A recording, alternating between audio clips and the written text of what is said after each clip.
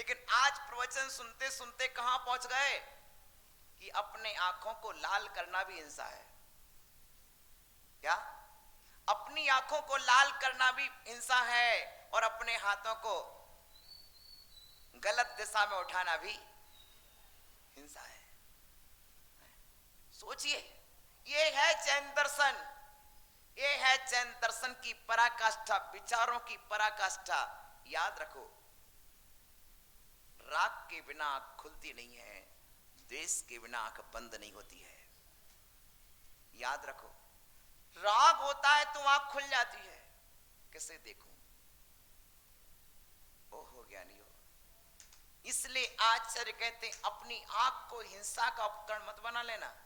यदि आंखें दिखा रही, लोग डर जाते, आंखें देख के डर जाते। भैया ऐसी आंखें मत दिखाओ कि लोग डर जाएं, है ना। इसलिए मैं तो खूब कहता, सुख सागर ऐसी आंखें मत दिखाना कि लोग डर जाएं।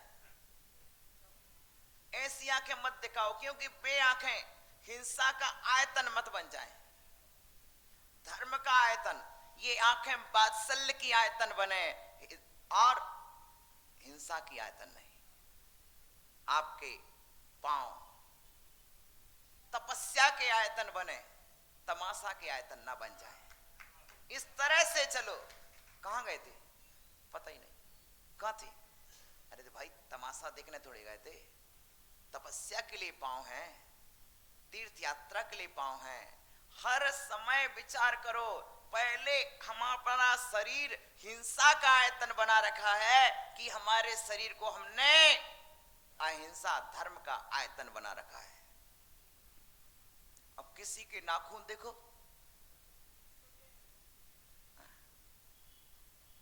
समझ रहे हैं ना। बस यही तो कहना है कि हिंसा का आयतन तो नहीं बन गया, धर्म का आयतन बनाए रखो। अपना मन अहिंसा का आयतन। 5 बातें। हाथ अहिंसा के आयतन, पांव अहिंसा के आयतन, मस्तिष्क अहिंसा का आयतन। इस मस्तिष्क से सिर्फ धर्म का विचार ही निकलेगा, कभी भी हिंसा का विचार नहीं निकलेगा। समझ रहे? समझ रहे? याद रखना, याद रखना, यही तो बात याद रखना है कि खेत में हमने मेथी उगाई है, खेत में मछली नहीं उगाई है। समझ रहे भैया? हम आयतन बुरा बना सकते कि अच्छा बना सकते हैं। मस्तिष्क में जब राग का द्वेष उत्पन्न हो जाता है तो मस्तिष्क हिंसा का आयतन हो जाता है। इसी मस्तिष्क में जब क्षमा, मार दो, आर दो, शुचिता के विचार आते हैं तो ये मस्तिष्क धर्म का आयतन हो जाता है। ऐसी मंगल भावना से आप अपने मस्तिष्क को, अपने हाथों को, अपने पांवों के लिए, अपनी वाणी के लिए हिंसा का आयतन नहीं बनाएंगे। वाणी, मुख, यदि वाणी से द्वेष निकल गया, वाणी से अपशब्द निकल गया तो तुम्हारा मुख उस तलवार, फरसा और भाला से कम नहीं रहा। भैया वो बंदूक जिसमें गोली रखी हुई है, लेकिन ये मुख जिसमें से बोली निकली है, हो सकता बंदूक की गोली से एक ही व्यक्ति जाता, लेकिन बोली से अनेक जीवों का। इसलिए हिंसा का आयतन क्या बंदूक ही है? हिंसा का आयतन क्या फरसाई है, कुलाड़ी है? आज इस प्रवचन से तो ये समझ में आ रहा कि हमारा मुख ही हिंसा का आयतन है, हमारा मुख ही अहिंसा का आयतन है, हमारा मुख ही करुणा का और क्षमा का आयतन बन जाता है। आओ आज के इस चिंतन को साथ में लेके जाना। आज से हम अपने शरीर को धर्म का आयतन बनाएंगे, हम अपने शरीर को हिंसा का आयतन नहीं बनाएंगे। ऐसी मंगल भावनाओं के साथ माताओं अपने बच्चों के लिए, पिताओं अपने बच्चों के लिए ये आशीर्वाद के हाथ उठे। प्रिय बंधुओं, ऐसी मंगल भावनाओं के साथ एक बार की बात है महाराज श्री, एक व्यक्ति ने गलती की। बोले महाराज आप उसको डांटते क्यों नहीं, आप पीटते क्यों नहीं? मैंने कहा मैं अपने हाथ अपवित्र क्यों करूं, मुझे तो इन पवित्र हाथों से दीक्षा देना है, मैं क्यों पीठ के अपवित्र करूं। प्रिय बंधुओं, हिंसा के आयतन मत बनाना, इतना ही कहना है। जाप के लिए मिले हैं, पाप के लिए नहीं। क्या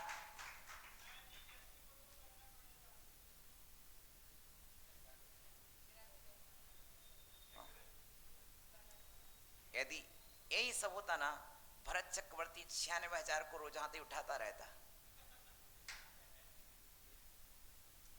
पंडित जी का प्रश्न का समाधान तो देना है, लेकिन पंडित जी इस बात का कल समाधान देंगे।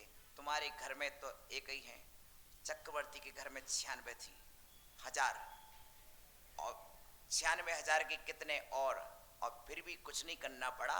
सुनो, विवेक और ज्ञान के आधार पर परिवार चलता है, हाथों से परिवार नहीं चलता है। हाथों से परिवार नहीं चलता है, विवेक और प्यार से परिवार चलता है। हाथों के प्रहार से, याद रखना, प्रहार से परिवार नहीं चलता है। प्रहार से परिवार नहीं चलता है, प्यार से परिवार चलता है। बस इतना ही समाधान पर्याप्त है। और ज्ञान प्यार बांटता है, ज्ञान प्यार बांटता है, कसाय प्रहार करती है। बस याद रखना, इतना ही पर्याप्त है 2 शब्दों में कि वात्सल ज्ञान प्यार बांटता है और कसाय प्रहार बांटती है। परिवार प्रहार से नहीं, परिवार प्यार से चलता है, यही है। और जहां प्यार से परिवार चलता है, उस परिवार में जाने को मेरा बीजी मचलता है। ओम नमः सतेभ्यः, ओम नमः सतेभ्यः।